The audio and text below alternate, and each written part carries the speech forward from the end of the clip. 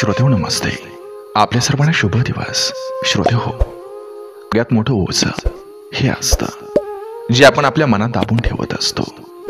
लोक चेहऱ्यावरचा आनंद बघतात आणि विचार करतात की यांचं सगळं काही व्यवस्थित आहे. पण श्रोते हो, मनाच्या आतील वादळ हे कोणाला दिसत नाही. आयुष्यातील सगळ्यात मोठी वस्तुस्थिती ही आहे की आपण सगळं तुटलेल्या वस्तूचा एक भाग आहोत. श्रोते हो, कोणाला नात्यानं तोडलं, कोणाला परिस्थितीनं तोडलं आणि कोणाला आपल्या स्वप्नांना अपूर्ण सोडलंय. पण श्रोते हो, लक्षात ठेवा, प्रत्येक तुटण्याचा अर्थ असा नाही होत.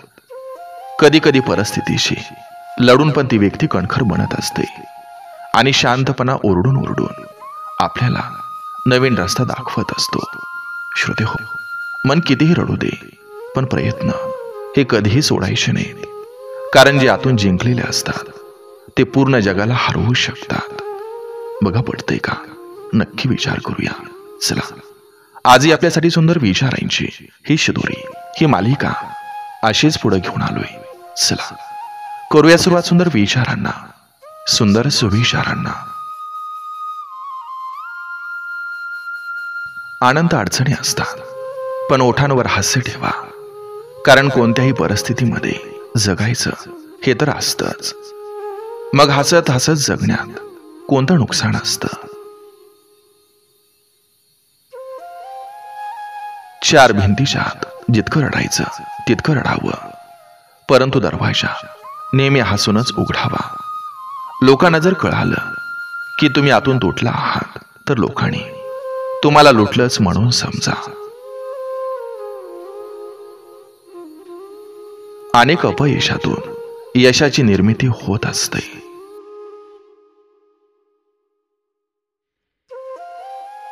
देव उशिरा देतो, पण कायमच देतो.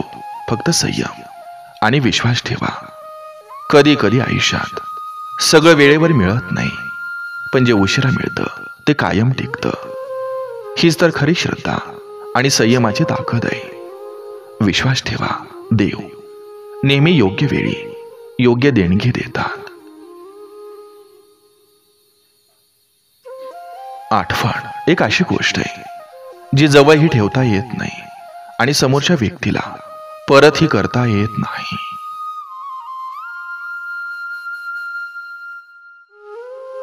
वाईट गोष्टींची संगत टाळा.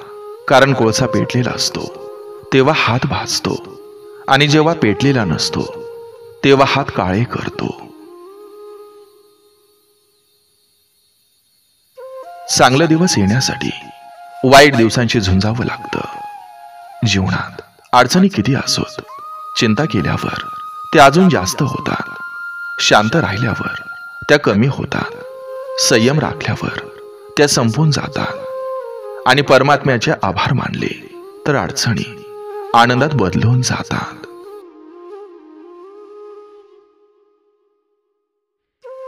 तुझं माझं करता करता एक दिवस जायचंय. जे कमावले ते इथेच ठेवून जायचंय. तुम्ही चांगलं कर्म करा, सोबत तुमच्या तेच जाणार आहे. रडल्यानं अश्रू सुद्धा परके होतात, हसल्यानं परके सुद्धा आपले होतात. आपल्याला ती नाती आवडतात ज्यात मी नाही, आपण असतो.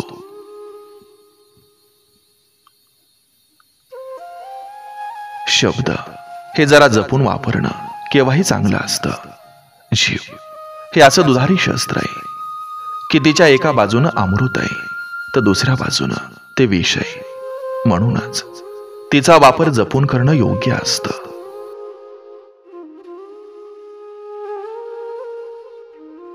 खरी माणसं ऐकतात, खोटी माणसं फक्त बोलतात. खरे मित्र वेळ देतात, खोटे मित्र फक्त गरजेनुसार येतात. खरी माणसं चुका मान्य करतात, खोटी इतरांवर ढकलतात. खरी नाती टिकतात आणि खोटी सहज तुटतात. माणूस वाईट नसतो, तर माणसावर येणारी परिस्थिती ही वाईट असते. चांगल्या कर्मानं ती बदलता येते, तर वाईट परिस्थितीत साथ देणारी माणसं नात्याची असोत किंवा नसोत, तीच खरी आपली माणसं असतात. आयुष्याचं शेवटचं पान कधी उलटलं जाईल सांगता येत नाही. म्हणून प्रत्यक्ष हसत खेळत आनंदानं जगा. मनातलं बोला, माफी मागा, माफ करा आणि प्रेम द्या. कारण जगणं आणि आयुष्याची हमी ही कोणालाच नाही.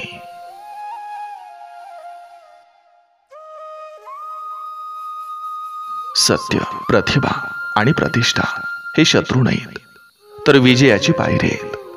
आणि ज्या दिवशी लोकांच्या डोळ्यात तुमच्या यशामुळे मत्सर येईल, त्या दिवशी लक्षात ठेवा तुम्ही योग्य मार्गावर आहात. म्हणून स्वतःचं सत्य निर्भीडपणे बोला, तुमची प्रतिभा जपा आणि तुमची प्रतिष्ठा उंच ठेवा. बाकी जगाचं बोलणं म्हणजे फक्त आवाज आहे. तुमचं काम म्हणजे पुढं जाणं आहे.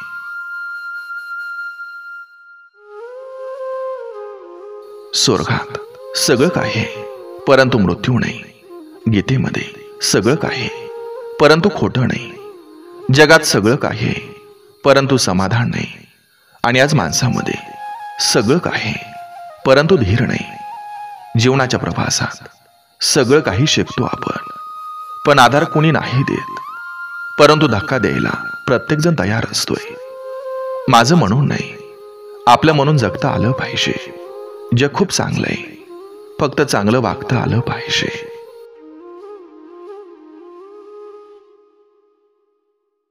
माणसानं कुंडीतल्या नव्हे तर जमिनीवर लावलेल्या झाडासारखं असावं. कोणी पाणी घालेल या आशेवर राहून जळून जाण्यापेक्षा जमिनीतील ओलावा शोषून घेत मोठं व्हावं. जेव्हा अडचणीत असाल तेव्हा प्रामाणिक राहा. जेव्हा आर्थिक परिस्थिती चांगली असेल तेव्हा साधं राहा. जेव्हा एखादं पद किंवा अधिकार असेल तेव्हा विनयशील राहा. जेव्हा अत्यंत रागात असाल तेव्हा अगदी शांत राहा. यालाच आयुष्याचं सुयोग्य व्यवस्थापन असं म्हणत असतात.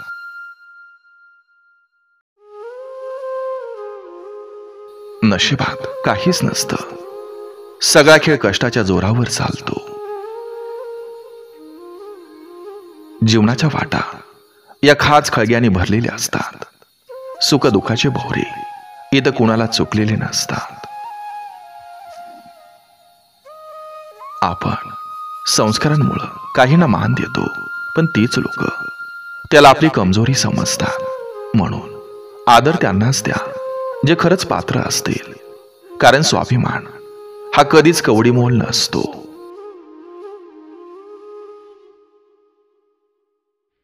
मन हे नाजूकच असतं, पण आयुष्यात येणारी माणसं त्याला दगड बनवतात.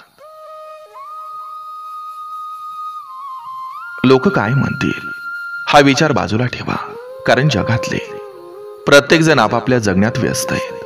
तुम्ही पडला तर टीका करणारे खूप मिळतील, पण उठवणारा हात हा फार कमी असतो. म्हणून स्वतःवर विश्वास ठेवा आणि रोज थोडं थोडं पुढं चालत राहा. लहान पावलांनी सुद्धा मोठी स्वप्न पूर्ण करता येतात.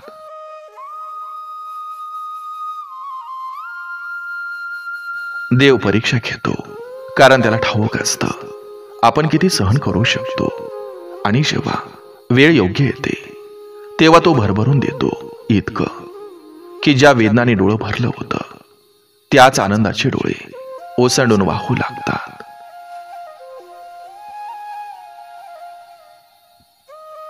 आनंद हे जगातील सर्वोत्तम औषध आहे.